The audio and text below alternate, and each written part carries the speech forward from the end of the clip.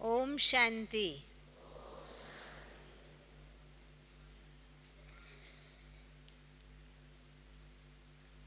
भट्टी करना अच्छा लग रहा है सबको? हाँ,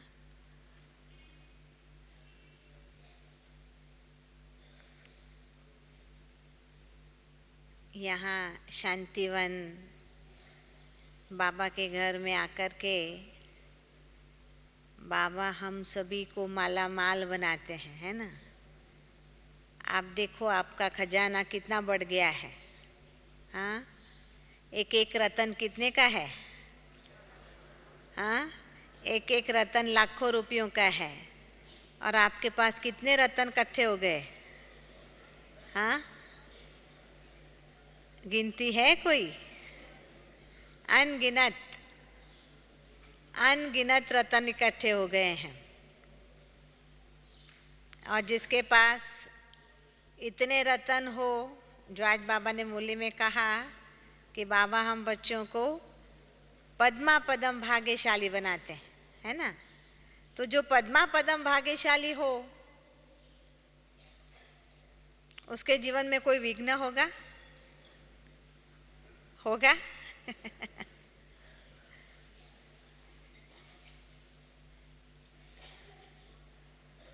तो वैसे आज का विषय दिया है कि विघ्नों का काम है आना और हमारा काम है विजय पाना।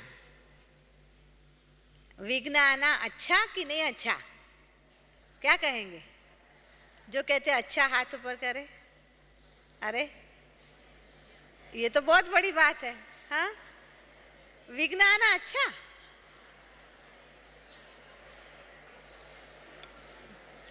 तो बाबा तो देख के बड़े खुश होते होंगे कि तुम मेरे बहुत पावरफुल बच्चे हैं, है ना। बात सच्ची है, क्योंकि योद्धा जब तैयार हो जाता है, लश्कर तैयार हो जाता है, योद्धा तैयार हो जाता है, तो उनको क्या आता है? अब कहाँ जावे, कहाँ युद्ध करे, कहाँ युद्ध करे। तो बाबा ने हम सब बच्चों को इतना तैयार कर दिया है, जो माया के सामने सबकी ललकार है, ओपन चैलेंज है ना। जब तक हम ज्ञान में न चलते हैं तब तक माया शांत है, तब तक वो हमारे सामने नहीं देखती है। पर जैसे आप बाबा के बच्चे बनते जाते हैं तो माया का भी ध्यान बढ़ता जाता है। बाबा के प्यारे बनते जाते हैं तो साथ साथ माया को भी अच्छे लगते जाते हैं कि ये बच्चों का ध्यान रखना पड़ेगा। समझा? ये बच्चों का ध्यान रखना पड़ेगा।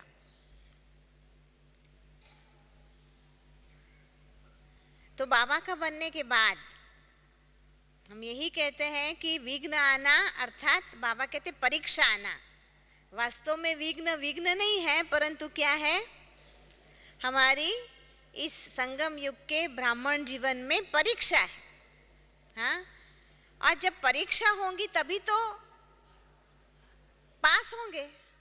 हाँ, चलो कभी पास हुए कभी ना पास हुए कोई बात नहीं, पर परीक्षा जब दे तब की तो बात है ना। कोई व्यक्ति ऐसा कहे कि मैं तो मेरे जीवन में कभी फेल हुआ ही नहीं हूं, हैं? किसी ने कहा कि मैं तो अपने जीवन में कभी फेल नहीं हुआ। तो हमने पूछा कब तक पढ़े हो? बोला स्कूल ही नहीं गया हूं। अब जो स्कूल ही नहीं गया, है ना, कभी परीक्षा ही नहीं दी, वो कभी फेल होगा? वो तो होगा ही नहीं। तो परीक्षा होगी तो पास होने की बात है। जीवन में विघ्न आएगा तो विजय पाने की बात है। अगर किसी के जीवन में विघ्न ही नहीं आया, युद्ध ही नहीं हुआ, तो विजय का नशा रहेगा? तो विजय पाने का नशा ही नहीं रहेगा।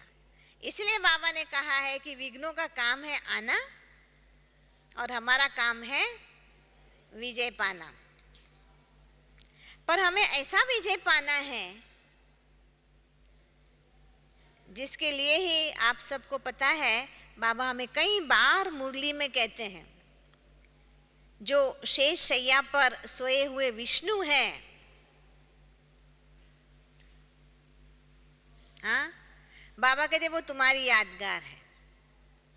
क्या किया है? हर विकारों को अपनी छाया बना दी। शेषनाग कहते हैं ना, तो शेषनाग की छाया बनी हुई है, नहीं तो एक नाग से ही डर जाए, उसको सेवक बना दिया है। तो बाबा कहते विघ्न को भी लगन का साधन बना देना है।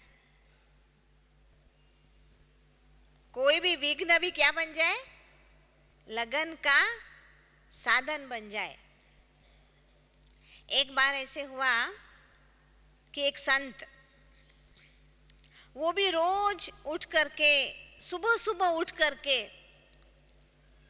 भगवान को याद करता था, ध्यान करता था। एक बार बीमार हो गया। बीमार हो गया तो ये अमृत वेला उठना भूल गया बेचारा, उठ ही नहीं सका, देरी से उठा। जब उठा तो उसको बड़ा पश्चाताप हुआ कि अरे मैं तो सुबह सुबह का समय खो दिया, ऐसा कैसा मुझे बीमारी आई। तो उसे सोचा मैं चलो 2 घंटा तो सुबह में मिस किया, उसके बदले में अभी 6 घंटा याद करता हूं। तो उसने बैठ के 6 घंटा भगवान को याद करने लगा। दूसरे दिन बीमारी तो थी, कमजोरी तो थी, पर जब सब सुबह उठा तो उसको कोई उठाने के लिए आया, उठो उठो उठो तुम्हारा भक्ति का टाइम हो गया है। तो कहता है तू कौन है? तो कहता है मैं शैतान हूं। तो संत कहता है तू शैतान हो के मेरे को उठाता है? शैतान तो सुलाता है, वो तो विघ्न लाता है, तू मेरे को ये कहता है कि तू उठ जल्दी जल्दी भक्ति कर, ऐसा कैसा? आश्चर्य की बात है। कहता है इसमें आश्चर्य खाने की कोई बात नहीं, क्योंकि मुझे ये डर लग रहा है कि तू तेरा 2 घंटा मिस हुआ तो तू 6 घंटा भक्ति करता है? इससे तो अच्छा तू अभी उठ जा। अब देखिए हमारा पुरुषार्थ ऐसा होना चाहिए जो शैतान भी हमको अमृत वेला उठाने आ जाए। माया के भी उठ वे उठ तू, है ना? तो इसीलिए बाबा कहता है विघ्नों का काम है आना और आपका काम है विजय पाना। अच्छा, विघ्न तो कोई ना कोई विघ्न किसको कहे? विघ्न मुझे ऐसा लगता है पहले व्यक्ति ऐसा सोचता था कि अनेक प्रकार की बातें जीवन में आती है जो व्यक्ति को दुख अथवा अशांति मन में पैदा कर देती है, या चाहे मन में कोई ना कोई प्रकार की उलझन पैदा कर देती है।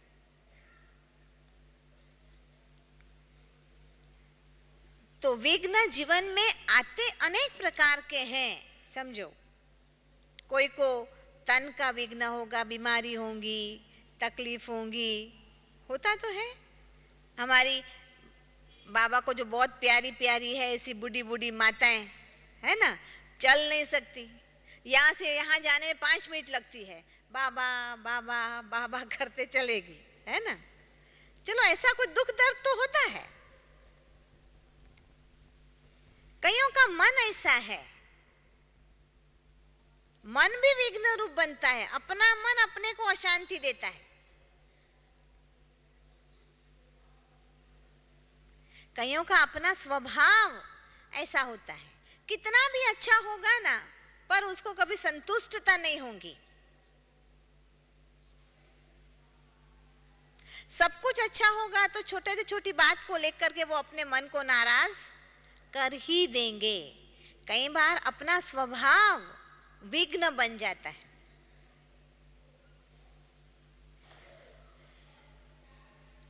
किसी को धन का विघ्न हो सकता है,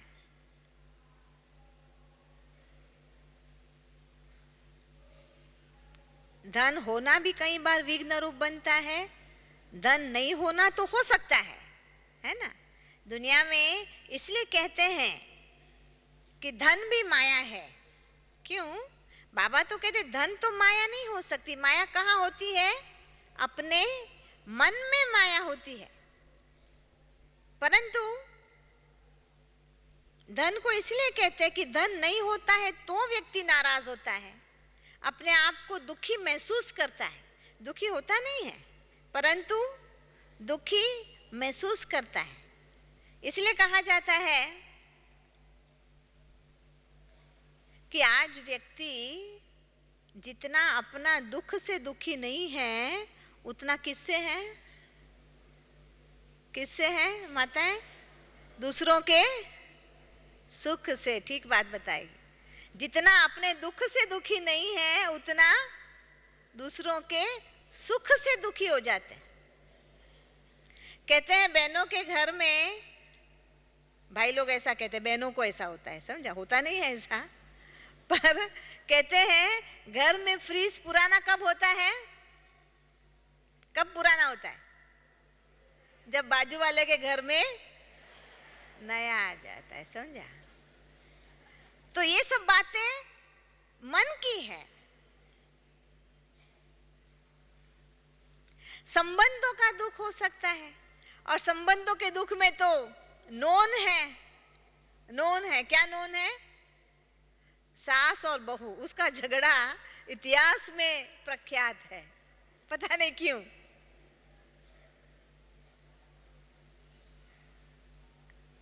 तो ये दुनियावी विघ्न है, ये हमारे विघ्न नहीं है। ये किसके विघ्न है? दुनियावी।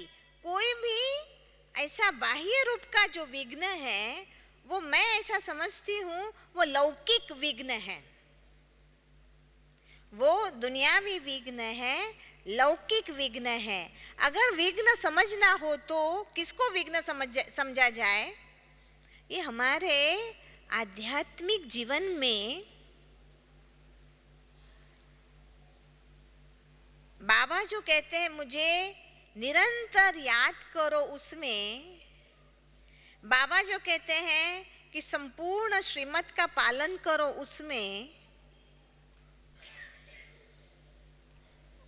उसमें जो विघ्न आते हैं मुझे लगता है वास्तव में उसको ही विघ्न कहना चाहिए।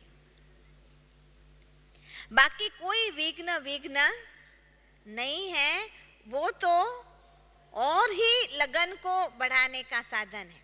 आपको याद होगा इतिहास में ऐसा कहा जाता है कि माता कुंती ने जब श्री कृष्ण ने उसको कहा कि तुम मांगो वरदान, तुम क्या मांगती हो?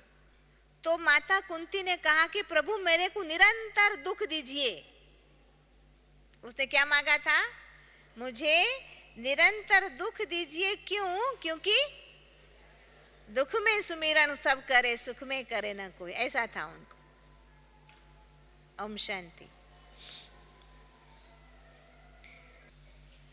तो इसीलिए मैं समझती हूँ कि बाबा के बनने के बाद लौकिक हिसाब से कोई विघ्न नहीं है। अब बात है हमारे अलौकिक जीवन की। तो अलौकिक जीवन में बाबा ने जो हमें लक्ष्य दिया है,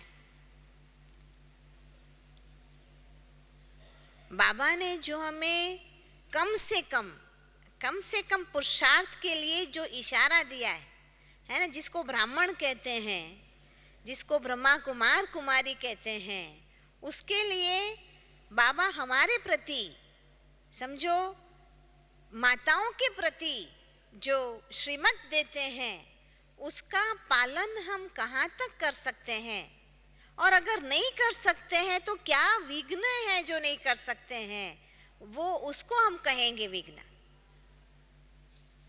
जैसे बाबा ने कहा कि भाई अमृत वेले उठना ब्राह्मणों का नियम है, रोज बाबा का मुरली क्लास करना वो हमारा नियम है ना। जो भी धारणा है, बाबा के सभी बच्चे हैं, सभी धारणा वाले होंगे, पर तो भी अगर किसी की धारणा में कोई कच्चाई है, हाँ, पवित्रता की धारणा में, खान पान की धारणा में, रहन सहन की धारणा में, कहाँ भी थोड़ी भी ऊपर नीचे कच्चाई है। बाबा जो कहते हैं कि मेरी जो माता हैं वो एक एक माता कौन है? जगत माता है। कुमारी तो बाबा कहेगा 100 ब्राह्मण से उत्तम है ना, और माता तो जगत माता है। और बाबा कभी कभी मूली में क्या कहता है? जगत माता कहाँ बैठी है? घर में अपने 2-4 बच्चों को ही संभाल रही है कि विश्व का कभी ख्याल करती है? हाँ, क्या करती है? उससे ही ऊंचे नहीं उठाते हैं तो विश्व का ख्याल कहाँ करेगी? तो वो करने में मुझे क्या तकलीफ है? चलो हम फिर भी नंबरवार होते हैं, पर क्या कारण है उसको हम कहेंगे कि बाबा के कहे अनुसार पूरा चलने में हमारी जो प्रतिकूल परिस्थिति है, समझा, जो विघ्न है, कोई ना कोई कारण तो होता है। हर व्यक्ति की इच्छा तो होती है जैसे बाबा कहे वैसे ही हम करें, है ना। बाबा की श्रीमत पर पूरा हम चले, पर फिर भी नंबरवार है, फिर भी नंबरवार है। कारण इसको ही, ये कारणों को ही विघ्न कहेंगे। तो वो विघ्न का कारण क्या होता है? एक बात होती है, सबसे पहली बात, कि विघ्न कोई बाहर से नहीं आता है। विघ्न का कारण हम बाहर ढूंढते हैं, बाहर नहीं होता है। कारण कहाँ होता है? अपने अंदर में। तो सबसे पहली बात है विघ्न का कारण में कि भाई कुछ भी होता होगा तो उसका कारण एक अपने अंदर रहे हुए विकार, सूक्ष्म, जिसको बाबा कहते विकार के अंश का भी वंश हो जाता है। तो कोई भी विकार का अंश भी होगा ना, तो वो हमारे पुरुषार्थ में विघ्न रूप बन करके आता है।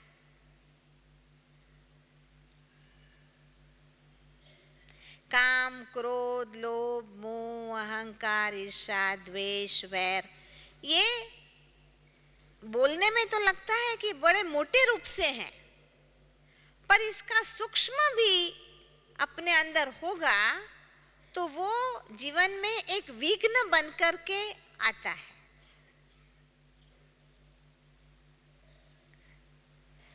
विघ्नों का कारण अपने ही अंदर रहे हुए विकार का अंश है।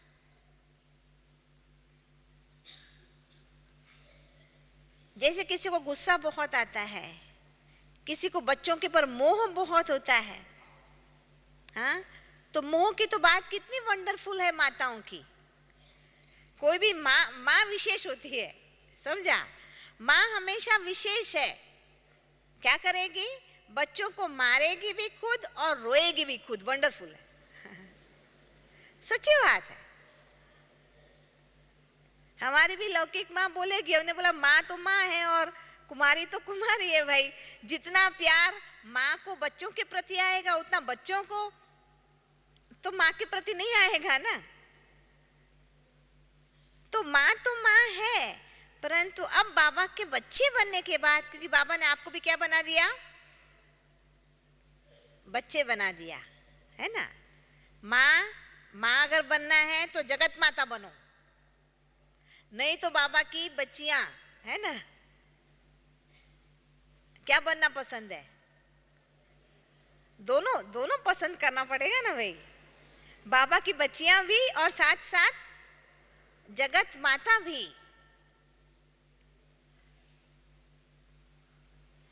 तो ये अपने आप में देखना है। ये तो माता या अभी जो विशेष सब किया है माताओं का, कुमारों का, कुमारी का, बराबर है, ये सब शरीर के नाते हैं, परंतु वास्तव में हम सब कौन है?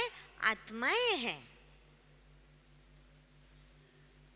माताओं को भी बाबा ने कभी छुट्टी नहीं दी है कि तुम चलो कम पुरुषार्थ करोगे तो चलेगा। कहा है कभी? कभी नहीं कहा। ऐसा कहा माताएं थोड़ा कम पुरुषार्थ कर लेगी तो चल जाएगा, नहीं चल सकते नहीं बेचारी, भले क्लास में नहीं आवे। कहा है? कभी नहीं कहा है, कभी नहीं कहा है। तो आत्मा रूप से तो हम सभी भाई भाई है। भले शरीरधारी के रूप में कहा जाएगा ये माता है, ये भाई है, अदर कुमार है, कुमारी है, पर आत्मा रूप में हम सभी भाई भाई है, आत्मा है। और हमें जो बाबा कहते हैं उस अनुसार पुरुषार्थ करके बाबा के गले का हार जरूर बनना है ना। तो इसीलिए अंदर में देखना है, समझा? अंदर में देखना है कि मुझ आत्मा में कौन से विकार का भी अंश है। कई बार क्योंकि आप घर में रहते हैं, सभी घर, हमको लगता है कि हमारे घर में क्या होता है किसी को क्या पता चलता है। पर मुझे याद है कि एक बार हम क्लास करा रही थी, हाँ, तो ऐसा क्लास करा रही थी कि भाई हमारे अंदर में कोई अवगुण नहीं होना चाहिए, हम बाबा के बच्चे बने हैं, तो हम जहाँ रहते हैं वहाँ हम क्या है, जैसे एक शोकेस में है ना। आप जहाँ अपने घर में रहते हो तो वहाँ क्या है, एक शोकेस में रहते हैं। तो हम बात ये कर रहे थे कि कितना परिवर्तन हो जाता है योग से, कितना जीवन में फायदा होता है। तो एक व्यक्ति खड़ा होकर बोलता है, क्या परिवर्तन होता है? उसके परिवार में से कोई चलता होगा तो कहता है कि वो तो तुम्हारी 20 साल से चल रही है, कोई परिवर्तन नहीं। तो मैंने कहा सॉरी भाई, पर वैसे बहुत करके होता है। समझा? अब देखिए कि हम शोकेस में हैं, हमारे घर के परिवार के लोग ज्ञान में भले नहीं चलते होंगे, पर उसका ध्यान हमारी तरफ जरूर है। तो विघ्न जो आता है, अगर हमारे में परिवर्तन नहीं है तो जरूर विघ्न तो आएगा। तो एक कारण है हमारे अंदर जो विकार है वो विघ्न को खींच के ले आता है। दूसरा हमारा स्वभाव, हमारे में जो भी अवगुण है, कमी है, कमजोरी है, जो कमी कमजोरी है वही विघ्न को खींच करके ले आती है। विघ्न आता है और 50% से ज्यादा, आधे से ज्यादा विघ्न मुझे ऐसा लगता है किसके कारण आता है पता है? बोलने से आता है। इसलिए कई बार होता है खाली बोलना ही बंद हो जाए ना तो आधे से ज्यादा विघ्न तो वैसे ही समाप्त हो जाए। नहीं, ठीक बात है ना। बोलना नहीं बोलेंगे तो क्या होगा, परंतु व्यक्ति बिना बोले रह ही नहीं सकता है। किसी ने 2 बात सुना दी तो मन में क्या होती है, कब उसको 4 बातें सुनाऊं। मन में रहता है। तो व्यक्ति सोचता है, और बोल दोनों जो आपस में करेंगे तो विघ्न नहीं होगा तो और क्या होगा। तो परिवार में भी, संबंध में भी, और सबसे पहल किसको करना पड़ेगा? जो ज्ञान में चलता है, समझा? जो ज्ञान में नहीं चलता है वो तो बोलता है बेचारा। समझदार किसको बनना पड़ेगा? चुप रहना किसको सीखना पड़ेगा? जो बाबा के बच्चे हैं। हम जो मन चाहे वो बोल दे, जैसे कुछ दिन पहले ही बाबा ने कहा था अभी कि बच्चे, अगर तुम देह अभिमान के बीज बोते हो, हाँ, तो झाड़ कौन सा निकलेगा? कांटों का ही निकलेगा। अगर हमने बोल के जहां तहां बीज ऐसे बो दिए और उग के कांटे बन जाएंगे, फिर आपका एक कदम उठाना भी मुश्किल हो जाएगा।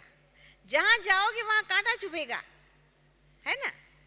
कांटों का जंगल होगा तो क्या होगा। तो दुनिया तो कांटों का जंगल हो गई है, परंतु अभी हमें क्या करना है? फूलों का बगीचा बनाना है। और उसके पहले क्या करना पड़ेगा हमें? फूल। आज बाबा ने मुरली में क्या कहा?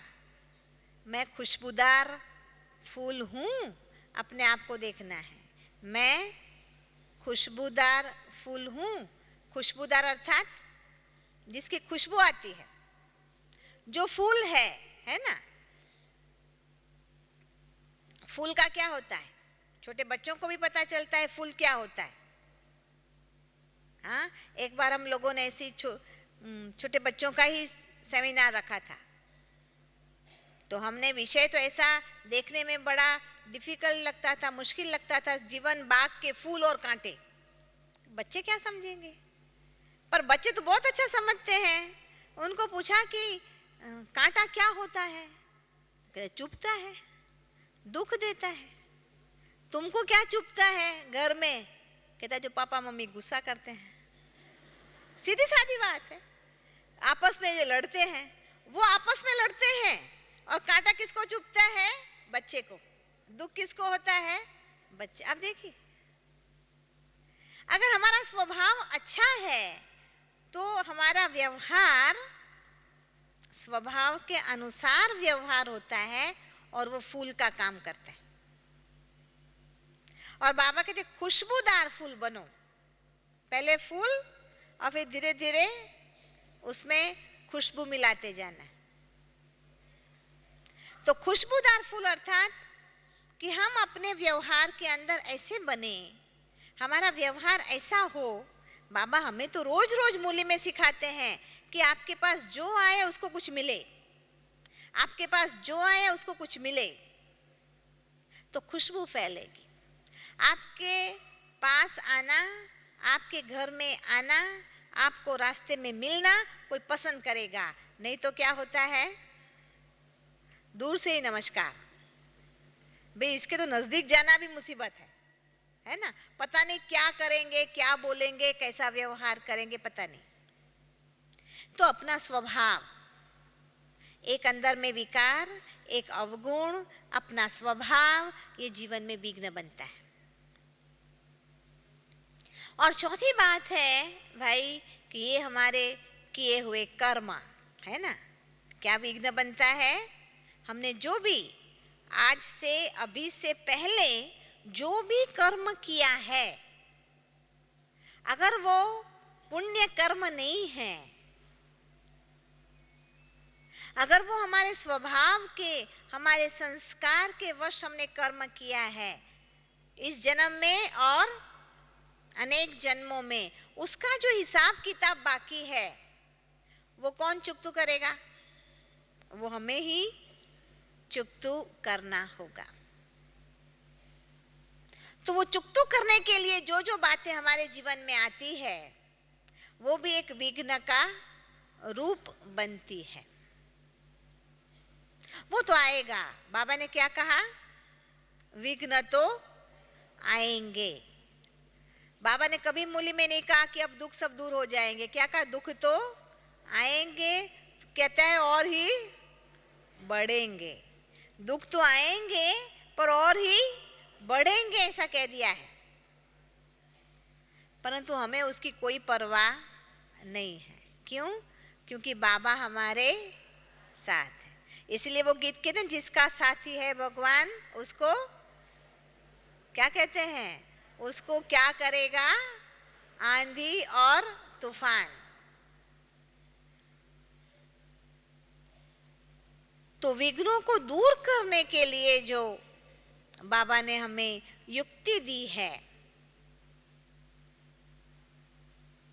अब तो समय बहुत कम है, इसलिए बाबा कहते अगर आप अपने में ही बिजी रहोगे तो सारी दुनिया के विघ्न कब विनाश करोगे।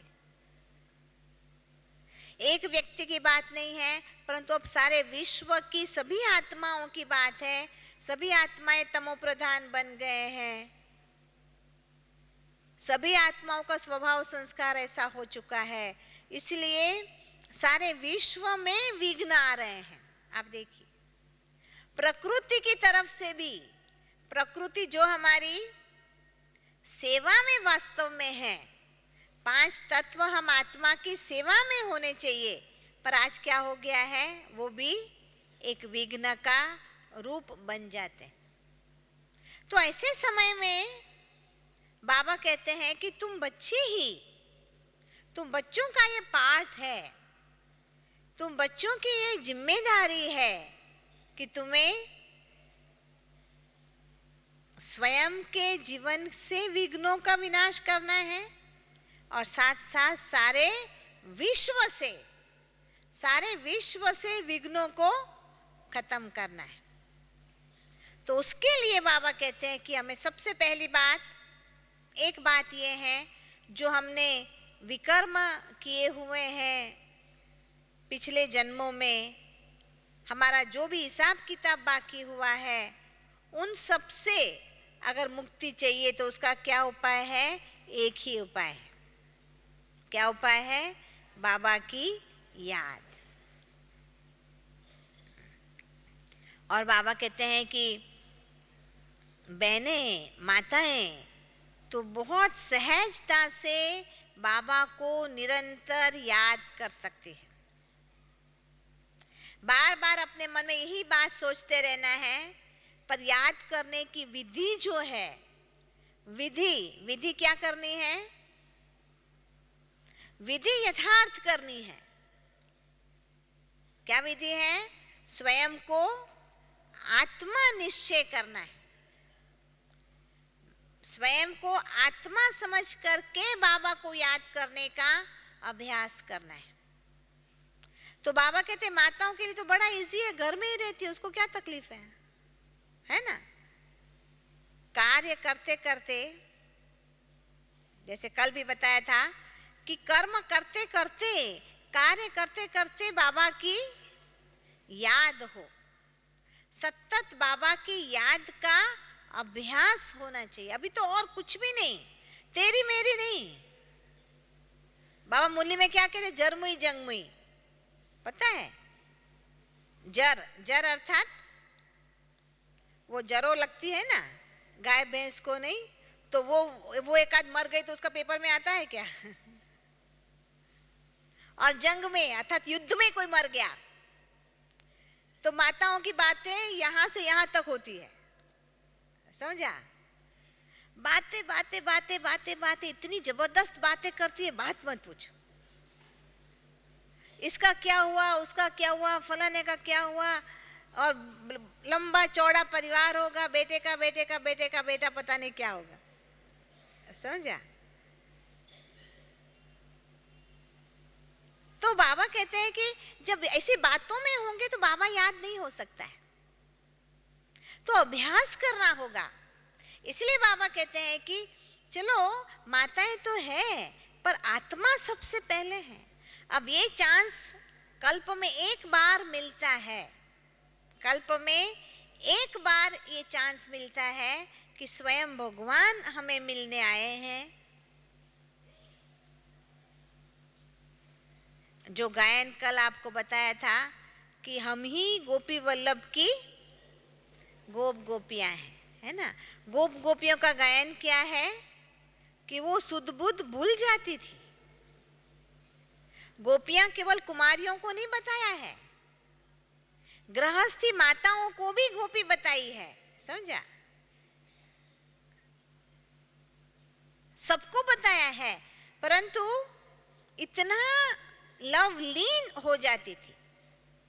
तो चलो हमें करना सब कुछ है, गृहस्थ में रहना है, सब जिम्मेवारी निभानी है, पर फिर भी याद किसको करना है? बाबा को याद करना। तो जितना एकदम लगन से याद करेंगी उतना विकर्म विनाश होगा और आपके विघ्न दूर हो जाएंगे। समझो आपको कोई विघ्न डालता है कि तुम क्लास में नहीं जाओ, सुबह में उठो नहीं, तुम बाबा को सहयोग नहीं करो, तुम सेवा में नहीं जाओ, समझो कोई ना करता है, तो बहस करने के बदले तुम बाबा को याद करो। जितना बाबा को याद करेंगे वो सामने से आपको हर सुविधा देंगे। आपको जाना है, चलो मैं मोटर में छोड़ के आता हूँ। कईयों को ऐसे आते हैं, घर वाले बच्चे ज्ञान में चलते नहीं होंगे पर बोलेंगे चलो हम आपको कार में छोड़ के आते हैं। तो ऐसी सुविधा ऑटोमेटिकली मिल सकती है, परिस्थिति अनुकूल हो सकती है बाबा की याद से। दूसरा, अपना स्वभाव परिवर्तन जरूर करना है। ऐसा नहीं हम बाबा की मूली सुनते हैं, घर गए तो बस बाबा कहते हैं सोडा वाटर, नहीं, अपना स्वभाव जरूर सुधारना है। हम सब बच्चे बाबा के जो बच्चे बने हैं, तो हमारे व्यवहार से, हमारे वर्तन से किसी को भी दुख ना हो। दुनियावी रीति के माफिक बाबा के ज्ञान में चलने वाली कोई माता का व्यवहार ना हो। उसके लिए चाहिए, बाबा ने कहा, 2 शक्तियां। बाबा ने मुरली में भी 2 शक्ति बताई है। एक है सहन शक्ति। सहन शक्ति को बढ़ाओ। एक गीत में आता है, किसी ने कुछ कह दिया तो क्या हो गया, चलो किसी ने कुछ कह भी दिया तो क्या हो गया, वो सहन करना सीखना है। सहन शक्ति को बढ़ानी है।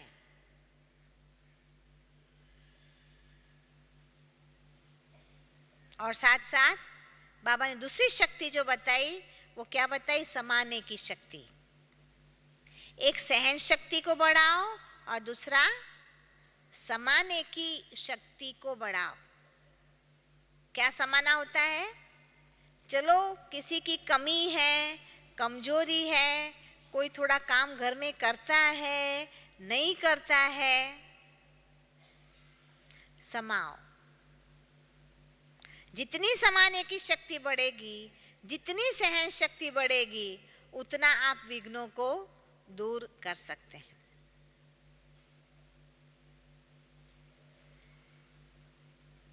और तीसरी बात है जो बाबा कहते हैं, अपने अहंकार को मिटाना है। कई बार विघ्न का कारण क्या होता है, अपना अहंकार।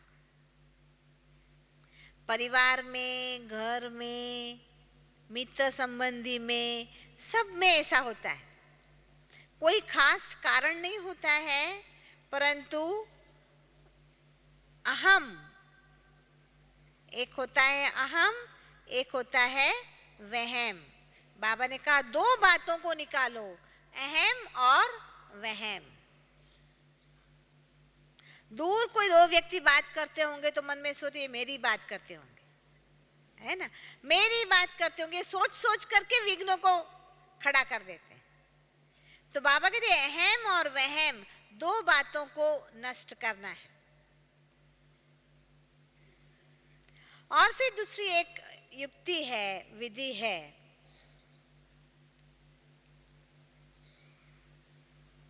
जिसको कहते दे दान तो छूटे ग्रहण।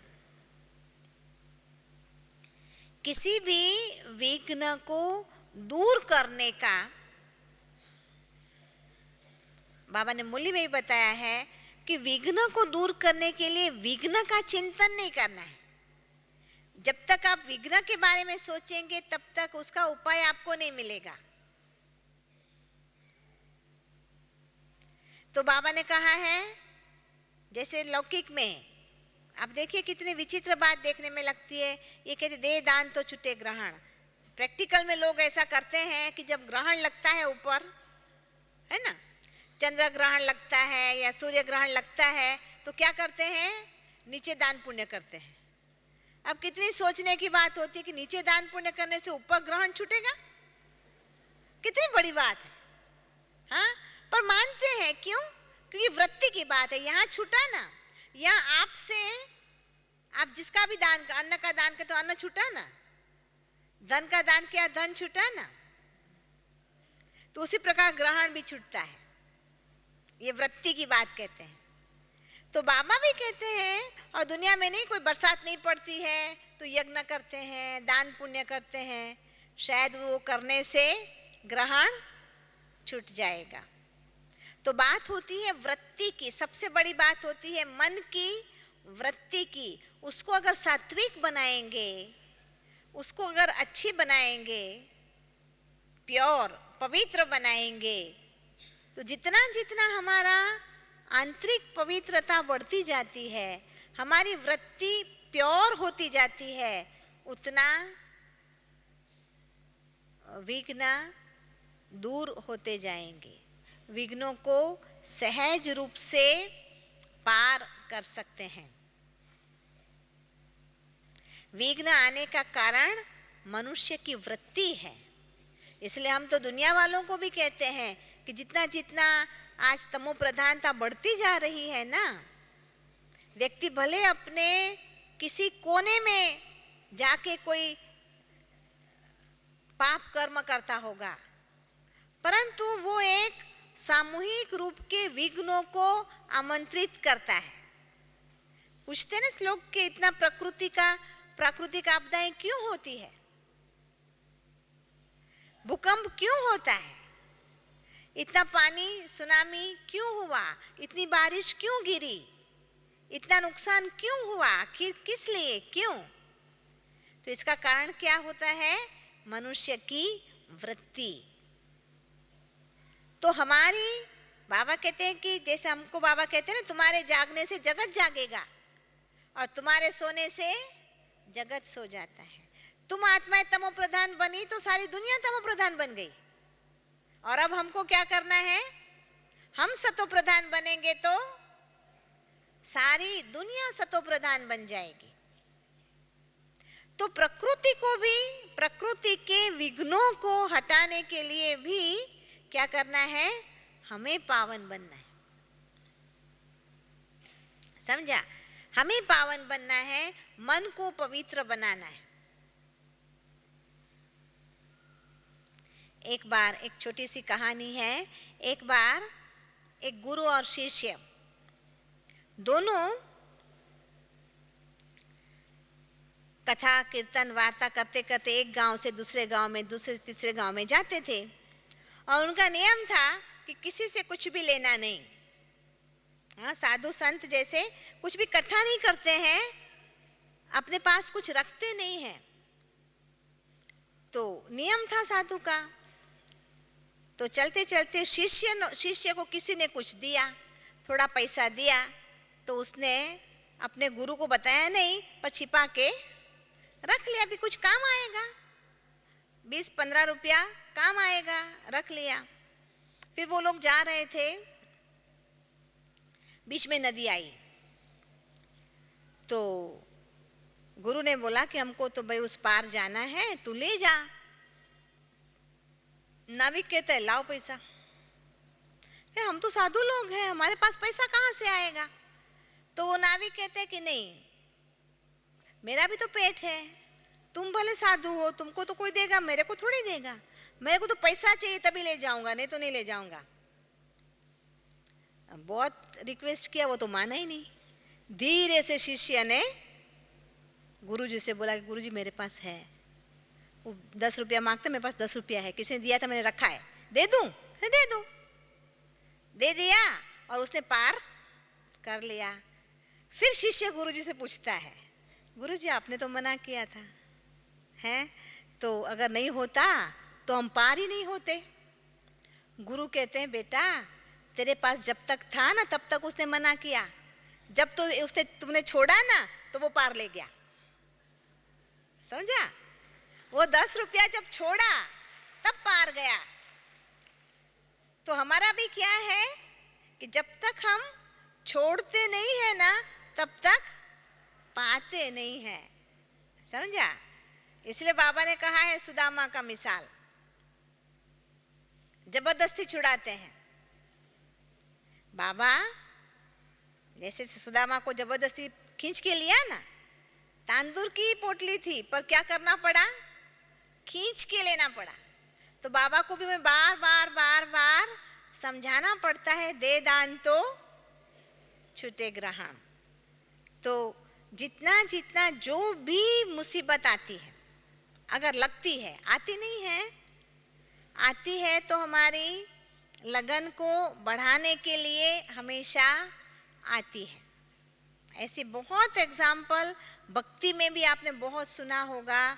हर जगह जो भी मुसीबत आती है, जैसे सुदामा के लिए कहते गरीबाई नहीं होती तो वो जाता ही नहीं कृष्ण के पास।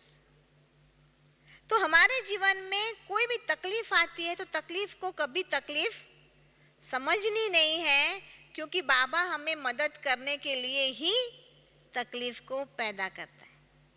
और तकलीफ होगी, बाबा की मदद मिलेगी, तब तो आप सुनाएंगे कि मुझे ऐसी ऐसी मदद मिली, तब तो सुनाएंगे।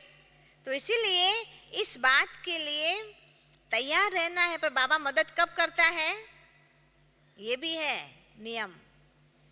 जैसे वो बताते हैं ना कि जब तक वो सबको बुलाता है भक्त, तब तक कोई भगवान नहीं आता। पहले बुलाया राम, तो जब तक राम आता था तो बोला हे कृष्ण, जब कृष्ण आने लगा तो हे हनुमान, कोई नहीं गया बचाने। तो बाबा भी देखता है कि जब तक तुम और किसी भी देहधारी को याद करते हो तब तक मदद नहीं मिलेगी। मिलेगी तब कि जब आपने पूरा बाबा के पर छोड़ दिया, पूरा छोड़ दिया कि अब एक बाप दूसरा ना कोई, बाबा तू ही जाने, तुमको ही करना है, तो फिर उसको तो करना ही है। और हमारा साथी तो कैसा है, सर्वशक्तिमान है, ऑलमाइटी है ना। उनके आगे कोई विघ्न टिक नहीं सकता है। तो इसीलिए अब हम क्या संकल्प करेंगे कि हमारे जीवन में विघ्न रहेगा, विघ्न आएगा तो हम उनको क्या समझेंगे, ये हमें और आगे बढ़ाने के लिए। और ऐसा अगर होगा तो बाबा एक बात बताता है, विशेषता भी बताता है तो पुरुषार्थ के लिए भी बताता है। तो बाबा कहते हैं कि फिर अगर कोई विघ्न नहीं होगा, बड़ी खुशी होगी, आनंद होगा, तो माताएं कभी भी क्या नहीं करेगी, रोएंगी नहीं। समझा, माताएं रोती है, जल्दी जल्दी रो लेती है, जल्दी जल्दी घबरा जाती है।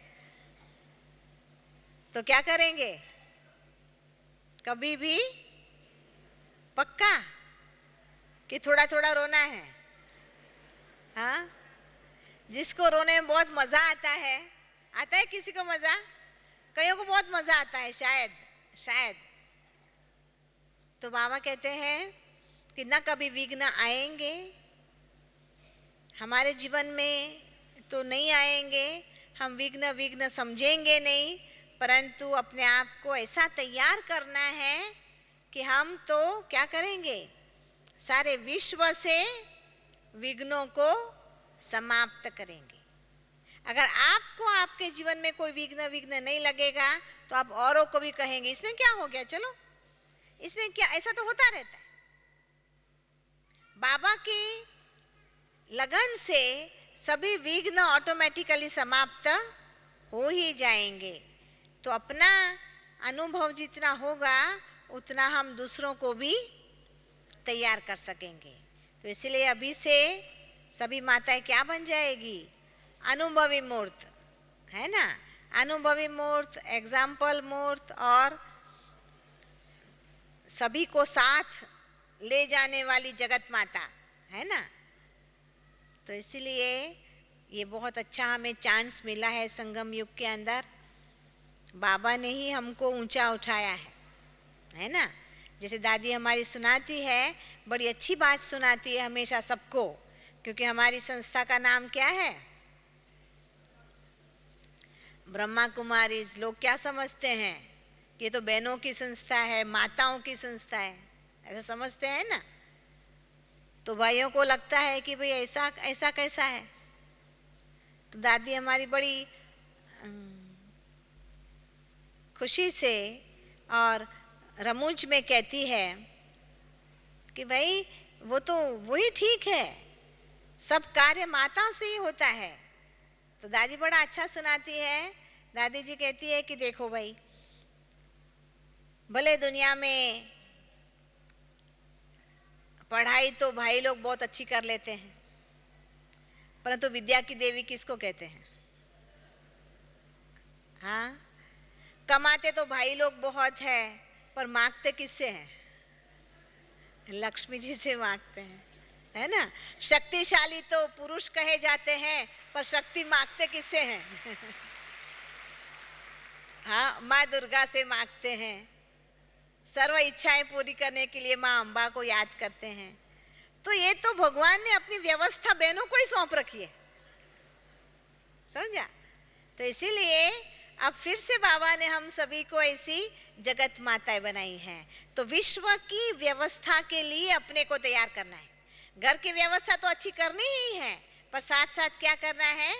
विश्व की व्यवस्था के लिए स्वयं को तैयार करना है। ओम शांति।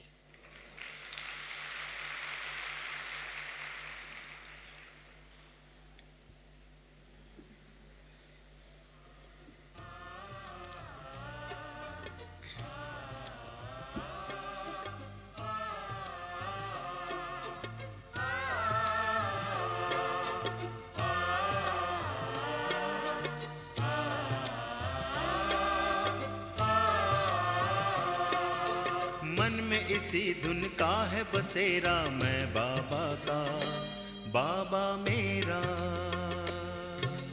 मन में इसी धुन का है बसेरा, मैं बाबा का, बाबा मेरा।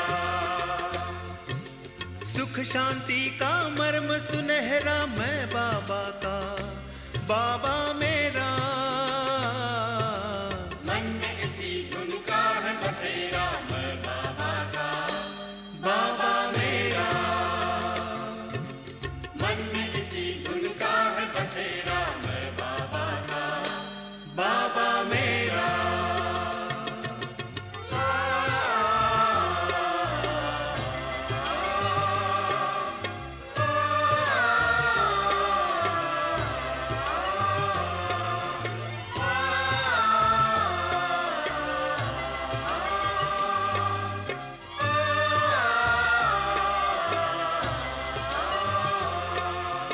जिसने जीवन दान दिया, लाखों है एहसान किया। रचता रचना के परिचय का हमको अनुपम ज्ञान दिया। जिसने जीवन दान दिया, लाखों है एहसान किया। रचता रचना के परिचय का हमको अनुपम ज्ञान दिया। ज्योति बिंदु ने किया सवेरा, मैं बाबा का, बाबा मेरा। ज्योति बिंदु ने किया सवेरा, मैं बाबा का, बाबा मेरा।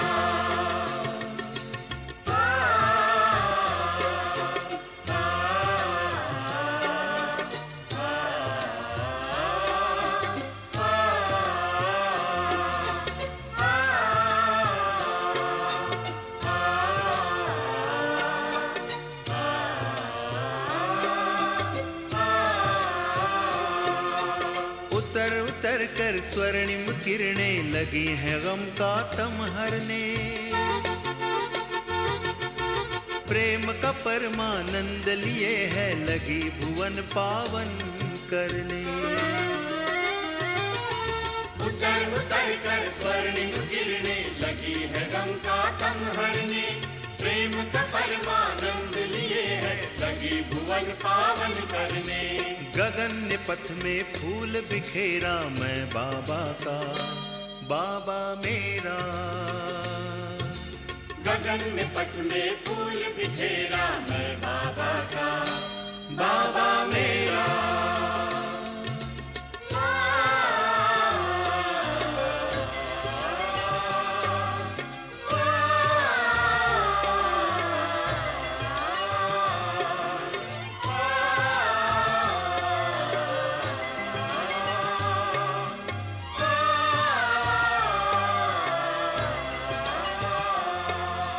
याद का दिल में दिया जला, हो गया जग उजला उजला। नहीं अकेले संग में मेरे, गाता है कारवा चला। याद का दिल में दिया जला, हो गया जग उजला उजला। नहीं अकेले संग में मेरे, गाता है कारवा चला। बंधा विजय का है सहरा, मैं बाबा का, बाबा मेरा। बंधा विजय का है सहरा,